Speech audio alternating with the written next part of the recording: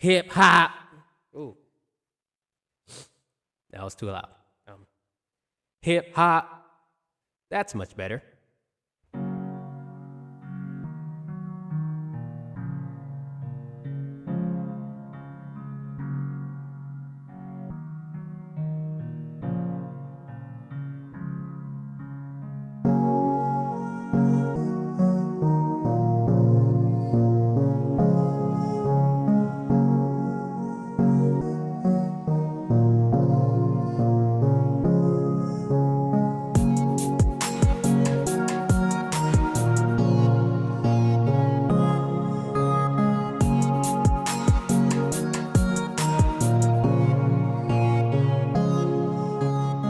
Welcome to the King Moolah TV podcast. Oh my gosh, I chose the wrong one.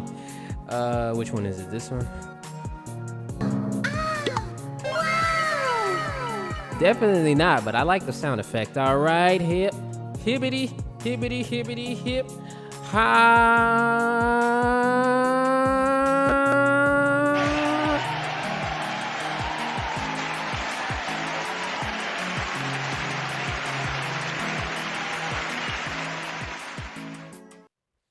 All right, y'all. That's hip hop.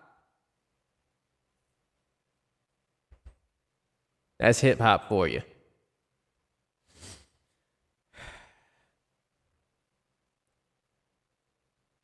Give me a second. I'm just doing a little something. My bad. All right, got it out. Oh, I'm missing something. Hold on. Alrighty then, guys. Let's get this started. The topic today is a good one. It's one that's near and dear. It's one I could be passionate about, although I don't think this episode will run that long. Why does... Oh, I think I... Okay.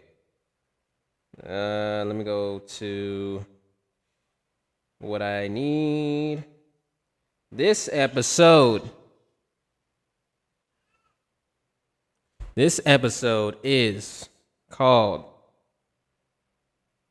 Is Hip Hop Dying? Now, the reason why I'm so passionate about it because I love hip hop, the music genre, hip hop, the culture. It's really that. I was going to try to say a third thing with hip hop, but no, it's really just music and then the culture around it. So yeah, hip hop, the culture. It's the culture. It's the biggest, most. Okay. Now, what was I saying? Hip hop, the culture. Oh no, it's not even at the level that's supposed to be. 3, 4, 5, 6. Okay, yeah. Hip hop, the culture. Hip hop, the, hip hop as the culture. Let me just stop acting like there's a third thing that I need to say with that. I don't know. I always thought it was something else, but maybe I'm just thinking too deeply into it, or maybe it'll come up later on, probably not in the episode. I don't know. Maybe it'll come up in the episode. But hip hop. Is it dying? That's what I want to get to. Is it dying? Now, most people will say no, hip hop's not dying. It's the most popular it's ever been. It's true. You can argue that it's become a pop genre. Pop just means popular. So hip hop is involved with popular music. It's worked its way up to becoming that. It's had its 50th anniversary a few years back. So it is, it's reached half its lifespan. Not saying that it's just going to die off because, I mean, there's plenty of subgenres that are under the original hip hop and the original sound and all that. But it's reached the age, I'm going to just say it's reached the age of elderly. So all the people who were in it when it started, dead or alive, a lot of people who are still a part of hip hop as an older generation that are still around, still making music for their core fan bases and all that. Salute to y'all. Salute to the gods of the earth. Yeah, so that's a very important thing. And I just want to dive into hip hop history a little bit without going on the internet. I'm going to just go by what I remember to be the case for hip hop. So is hip hop started in South Bronx in the 1970s as that's is a it was four things that created hip hop, which was graffiti, breakdancing, DJing, and there's one more thing, and MCing or master of ceremonies, as they call it. I think that's the four things. I know for sure it's breakdancing and graffiti, DJing and MCs. It's not that I'm iffy about it. It's just I think that's just what it is. But I'm gonna correct myself later when I actually look at the four elements that actually created hip hop. Created by a various amount of artists. The primary thing is that DJs Kool Herc invented a style that contributed to what made hip hop what it is today. Is taking old disco records and making I forgot them loop. And so going back, yeah, so it's a technique that he invented that was used and it's probably still used in hip hop DJs and clubs and all that all over the world today. So shout out to him and all the other people like Grandmaster Flash, Grandmaster. There's a lot of Grandmasters and a lot of people that I do not remember at the top of my head right now. But like I said, I will go into the history just a little bit. Yeah, I think, and it's grown into what it is today. The sound changing dynamically from boom bap to what it is today, to having so many subgenres and so many lyricists and non-lyricists and vibes and all these kinds of subgenres, really, and avenues that hip hop has grown into since its emergence back then. So yeah, that's a big thing. Let me see if I can get a hip hop. Well, I don't know if it's boom bap. Me personally do not have, I don't think I have a, I don't know. I don't think I have a background like that. Not a background, but background music that I could play in the background that resembles the emergence of hip hop. But I'm just gonna put on a hip hop ish beat. Yeah. I don't remember, or one that's that is obviously hip hop, but with the style tailored to it differently. It has its own personal style. I don't know right now, so let me just get into the hip hop history. It's a bit, yeah, I'm sorry. Goodness. How can I, what am I looking for? I have no idea, or if I even have it. Dang, I would want to. This is a Pancake Board production.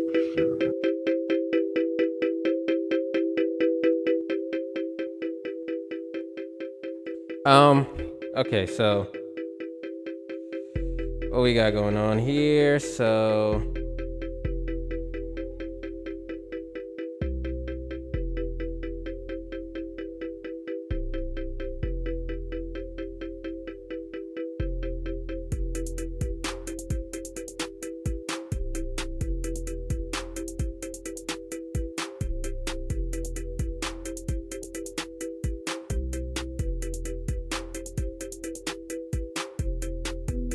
All right, so Wikipedia. Hip hop music is a cultural movement emerged in the South Bronx in New York City during the 1970s, which included MCing, graffiti art, breakdancing, and DJing, and knowledge. I got the four major elements right. Okay, so I got the four major elements right. Yeah, okay, so I am so glad I got that right. I am absolutely glad that I got that right.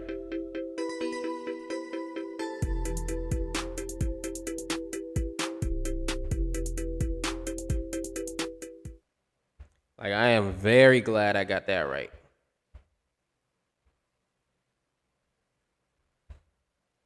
So I knew what I was talking. I knew that I said. I knew so I love hip hop. So I should have known that. I should know that for sure.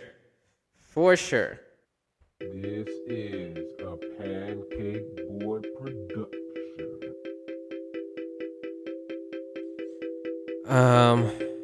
What why is it even doing that? Anyways. So I guess I'll take from Wikipedia for right. Why is everything so I'm sorry, I don't know why everything's starting to black out on me. Everything's either darker than it should be or that. Okay. Let's go off of Wow. So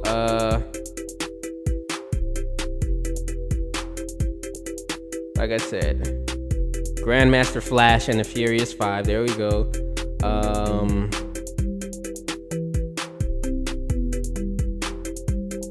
Love Bug, Starsky, Keith Cowboy, and DJ Hollywood.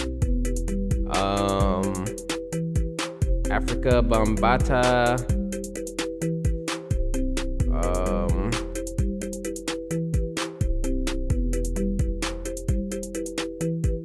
5-element culture and knowledge. That's what I gave 4 main elements, but knowledge is the 5th element, so it's actually 5 elements. Yeah, so like let's go down here.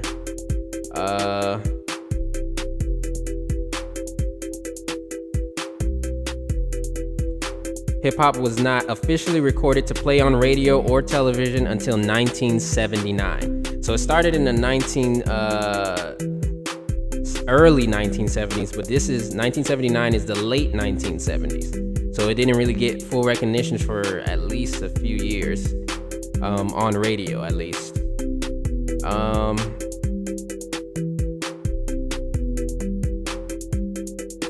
Quite interesting, yeah. The name of here's the interesting thing. The origin of the phrase hip hop is unknown, but a very old example of the phrase appears in scene 2 of an anonymously written satirical play from 1671 called The Rehearsal, thought to be written by George Villiers, 2nd Duke of Buckingham, and others. A character in the play named Bay says, "A is not Igadha, for to go off hip-hop upon this occasion is 1,000 times better than any conclusion in the world, Igad." Very interesting. You can look all this stuff up for yourself. Like I said, it's not going to be that much. I'm not going to go deep into it. If I want to, I just I'll give a brief history on it. So yeah, you got the main part of it. It was emerged in the 1970s. There's a bunch of rap. But the biggest thing I want to talk about is clearly the topic. In order for you to understand the topic, you should go through the history of hip hop. So you can go and look through it for yourself and all these people. Like I did mention DJ Kool Herc and a bunch of other people, man. There's a bunch of other people. You can like Grand Wizard Theodore, Jazzy J. Like, there's so much people who was involved with that, okay? There's a lot of people involved with it. It wasn't just one person who made hip hop. Although they're usually credited, but like DJ Kool Herc, but there's a lot more people involved. And I implore y'all to look that up for real. Like seriously, look into it and cross-reference, which that means to look into different multiple sources and verify that the information adds up. That they all are usually saying the same things. like just establishing how you do that. Um, Let me just go just in a little bit more. It's more than music. Hip hop is more than music. It's a cultural movement that This incorporates is a different elements Pancake of art. Boy production. So, yeah. So, like I said, but the original four main pillars, but the main pillar can't do anything without the fifth pillar. So it's five pillars. I'm gonna just say it's five pillars, even though you're gonna be hearing it's only four, or mainly four. They say main four. It's five. DJing, turntablism, MCing, rapping, b-boying, breaking, and visual and graffiti art. Yeah, we went through that. Rap is something that you do. Hip hop is something you live. KRS-One. That is his quote. That's his words that he lives by. The origins, like I said, I already went through that.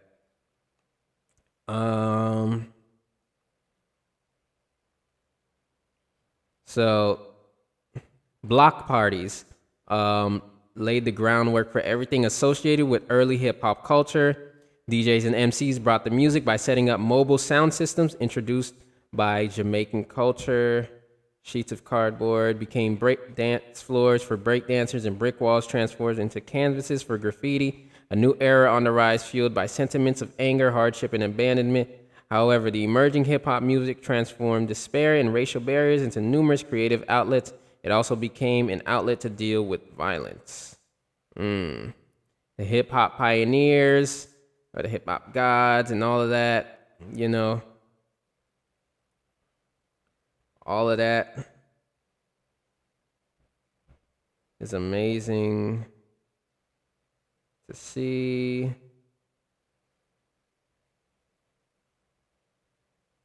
Africa Bambaataa, Soul Sonic Force, Grandmaster Flash.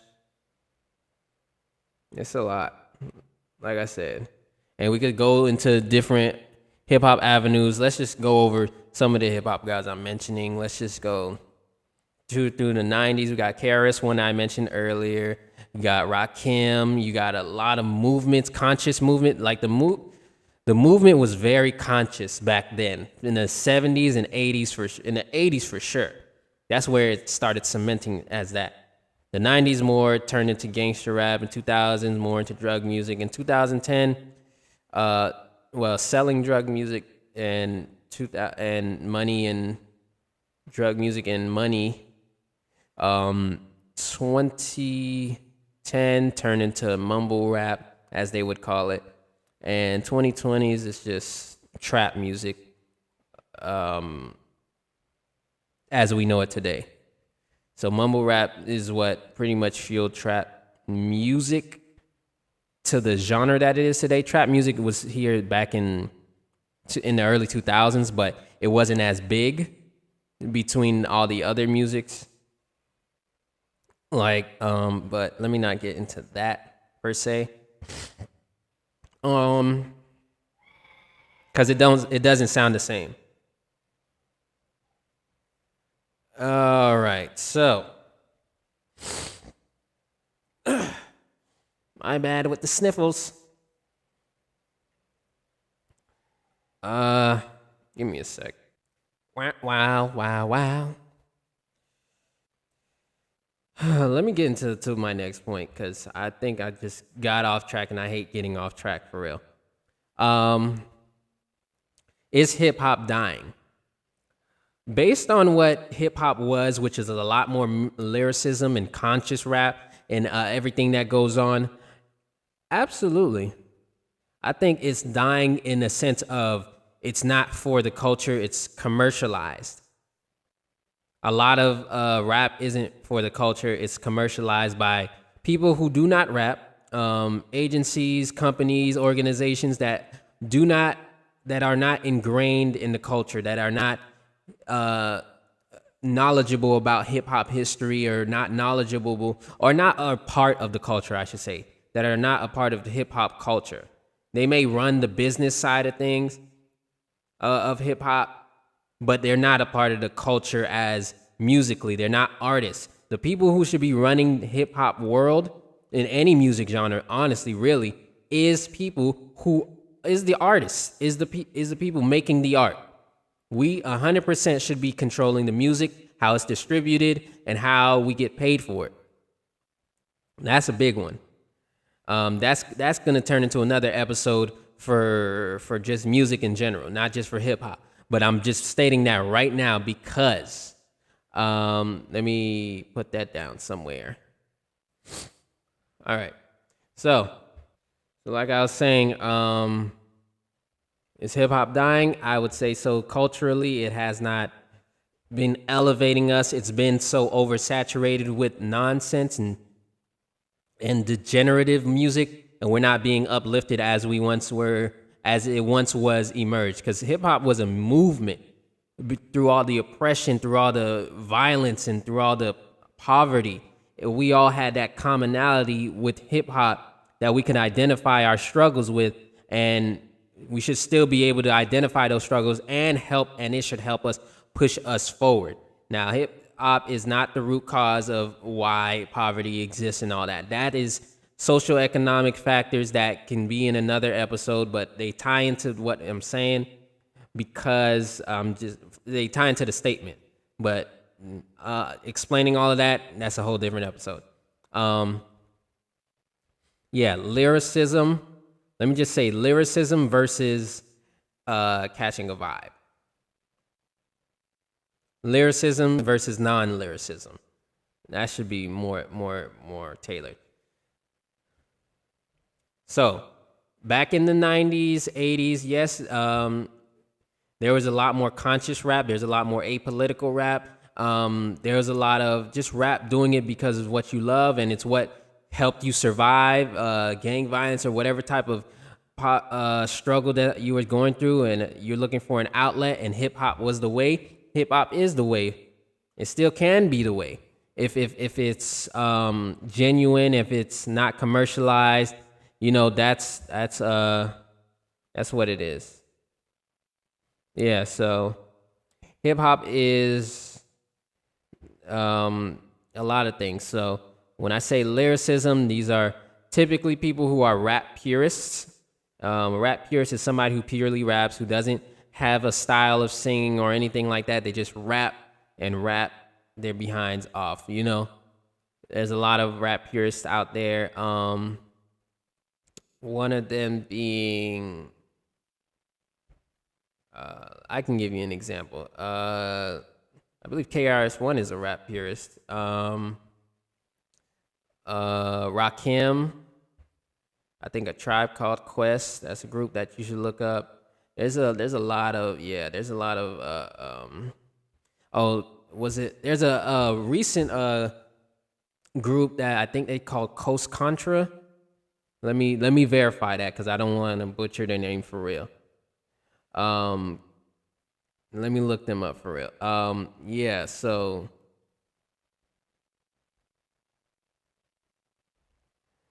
I think it's called Coast Contra. Yeah. Coast Contra. These guys, they rap like they from the 90s, but they brought it to they can rap. They rap for real. I would call them rap purists of today. They're like the 90s group of today. But they're in 2024 and they rapping on dope, amazing beats. Y'all should go check them out. Let me see. No, it's not. Okay. So that's what a rap purist is versus somebody who's not a rap purist, who changes their style and has a lot more versatility. Like they sing on a rap track or hip hop track, and they switch up their style, sing rap. There's a bunch of those out there, and there's a lot of people who copy styles and who aren't really original in it, and it's understandable. If they're trying to get their name out there, they're trying to copy the style so that they can get put on. But afterwards, they need to find their own style. If they don't, then they're just another copy, and people are just going to put them away once they realize they ain't got nothing else to them. So what the thing is with hip-hop is dying culturally because it's being oversaturated with degenerative music. It's not something we ask for, but it's something that's pushed on to us. Because a lot of the times, a lot of people aren't actually looking for good music. They just expect it to be there. They expect somebody else to do the work for them to have good music. And that's just not how it works. You got to look for the good music. I get it. I mean, even back then in hip hop, you had to look for the good music. Because there was a lot of, look for the good music, as in they had cassette tapes. So you had to go to the store. You didn't have to sit on your phone and somebody feeds you an algorithm to what you've listened to or what they think you might want to listen to. Yeah, so I was saying, like, the people who, you know what? I'm going to do this. Or what they think you might want to listen to. Listen, this is the reason why it's so oversaturated is because people, one, are trying to get a bag and not actually do it for the music and do it because they love it. They just want to get money. And that's the thing. If you want to join hip hop and it's fueled by money, you're not gonna stand out. Yeah, you might have some here and there's one hit wonders or people who even stay here for a little bit longer because they've been pushed so much and that they are being supported by some people in mainstream and that they become mainstream. But overall, like, a lot of people see it for what it is. Okay. People ain't actually looking for the things that they should be doing. They expect it to be somebody else to do it for them. And that goes with a lot of things outside of music. People expect these things to happen for them, and they're not doing it for themselves. And that's why the reason they get tossed the short end of the stick, because they're not actually putting in the work to get in. And it's not even a lot of work to find good music. You can find good music literally. Once you start listening to good music, that algorithm should push good music around you. I'm the type of person that kind of listens to everything. So I may get some music that I really don't like, but I'm still going to listen to it just because I want to know, like, is there any more to this artist or this group or something like that? But like I said, I'm all over when I listen to anything and everything. So I know when something is too much of something and when it's not, where it's just mentioned a little bit. It's a little too oversaturated with degenerative music. I'm not gonna name whoever, but y'all know what I'm talking about when I said trap music, the music that's out today. That a lot of the artists that you hear that you don't really vibe with is because of. And if you understand the reasons why you don't vibe with it, because it's degenerative and it's because it's ratchet, it's too ratchet. Well, it's not too ratchet. Ratchet is too of something is already too much. Being ratchet is already too much because there's no class and there's no balance. It's just straight degenerative debauchery. So yeah, it's like a lot of these subgenres are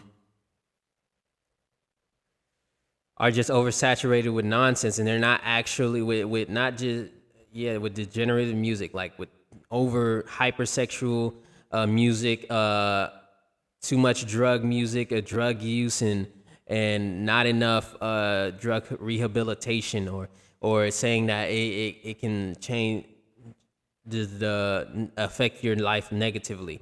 Like, there's not a lot of that going on. There's no accountability on that part because everybody's just, like I said, chasing the bag.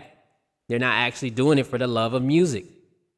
So that's why it's the way it is today, and that's all over.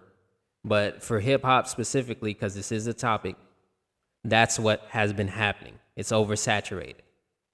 And the future of hip-hop depends on if we want to see the hip-hop get better, or if hip-hop to become alive, or to what did you call it, reemerge as something better, to reactivate, or to be like, let's say hip-hop 5.0 or something.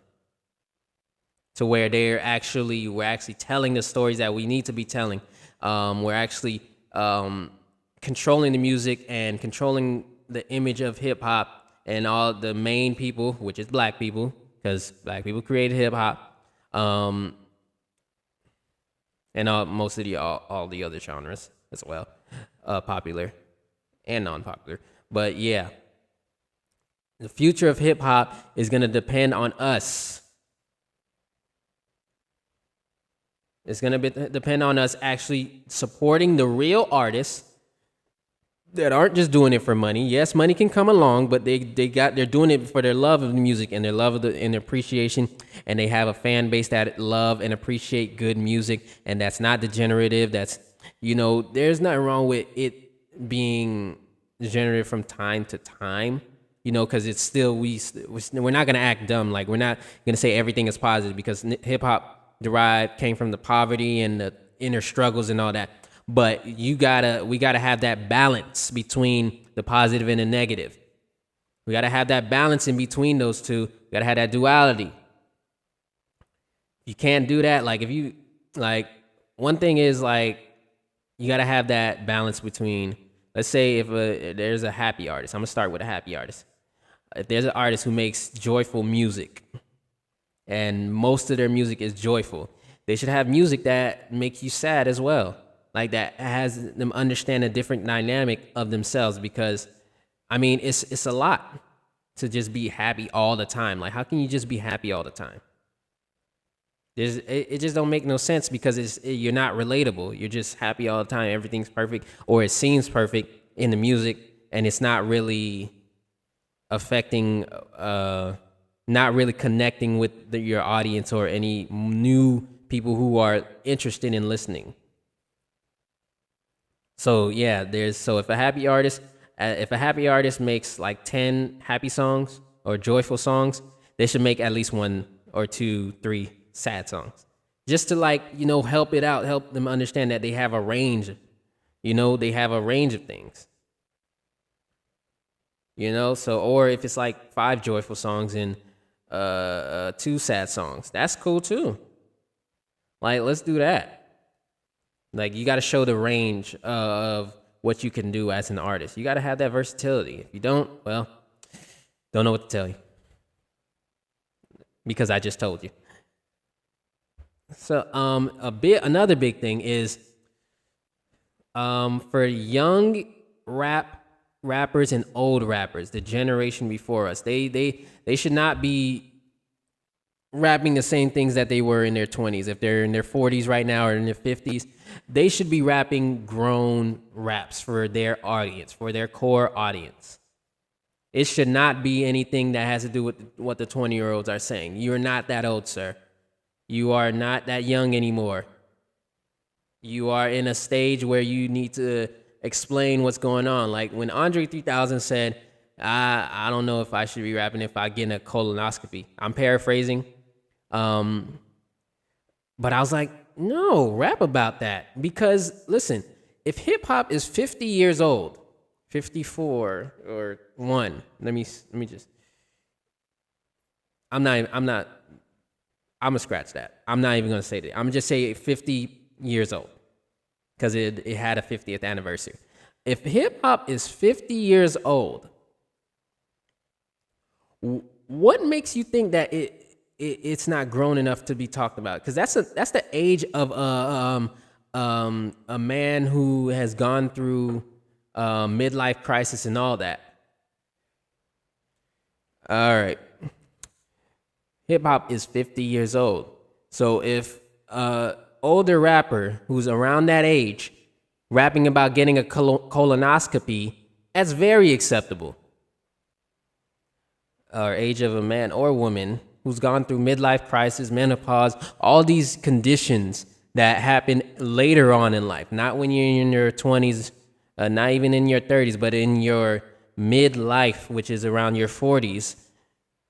You've been through all of that, or could be going through all that now still. And it's very important for the older generation to let us understand, because if hip hop made it that long, survived that long, it should be talked about. Hip hop should absolutely show us that, and there should be a split, as in, like, even in the billboards, all this music should not be in the same category. Hip hop is a culture. As a music genre, there should be an adult contemporary, as there are for other genres. and there should be a young music category for all the younger artists in the 20s and mid 30s or early 30s and stuff like that. There should be that.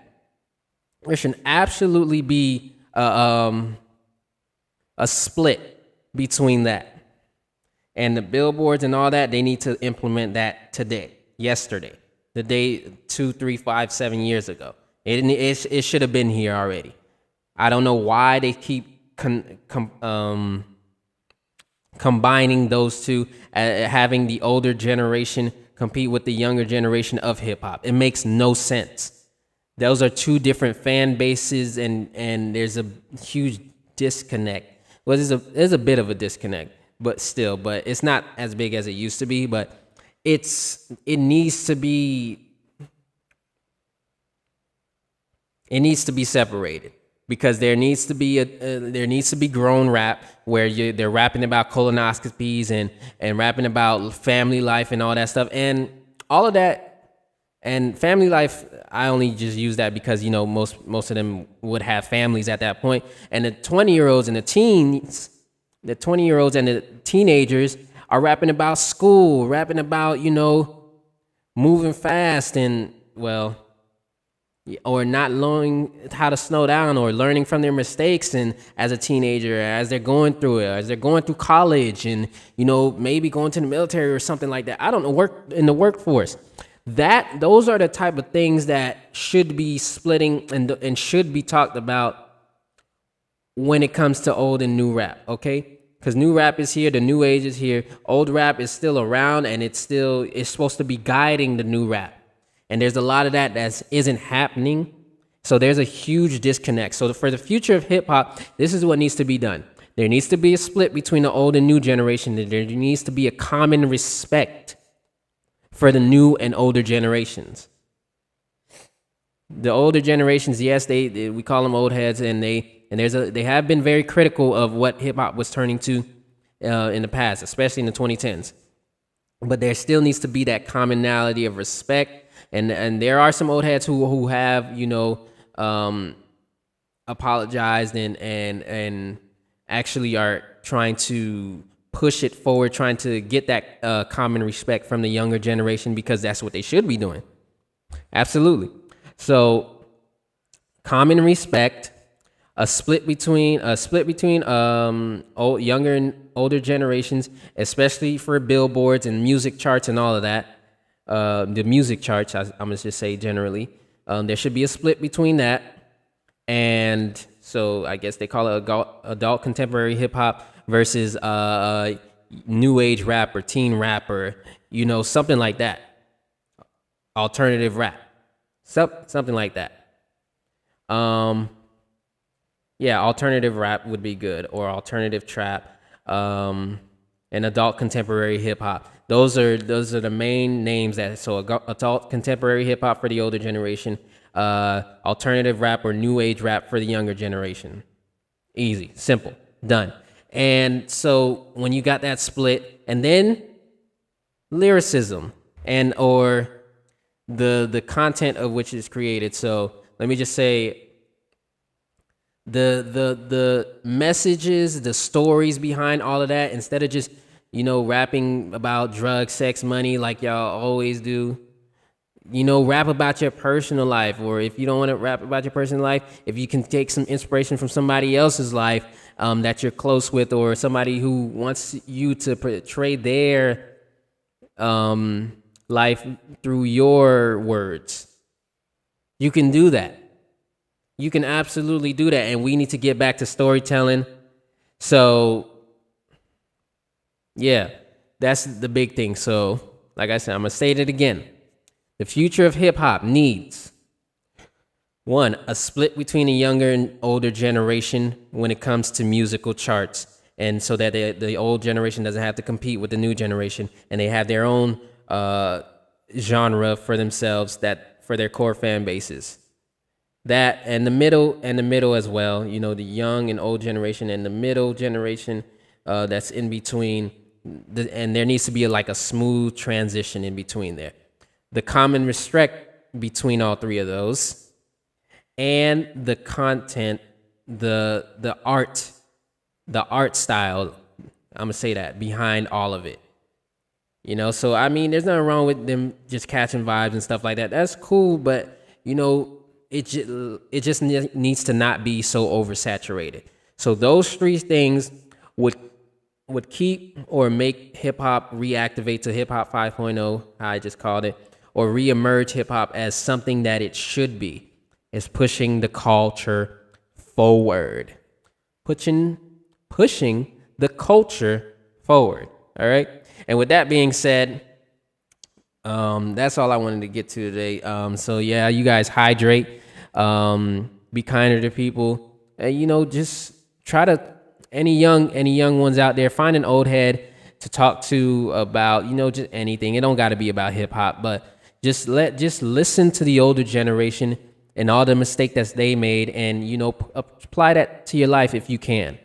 And the younger generation and the older generation, y'all listen to the young ones, just trying to see what they got going on, and try to see if you can guide them to a better way or better resources if they're at risk or something like that. And that's just the type of time we on. We need to get to these solutions. Forget all that other stuff, man. We control it. We control our own image. We control the product. We control our own neighborhoods. That's what we claiming. We control the music. Don't let them control the music. We control the music. We're the one that's buying into it. We control the music. Don't ever forget that.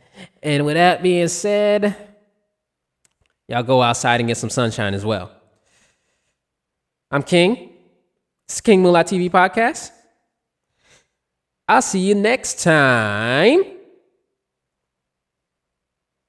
Doozy.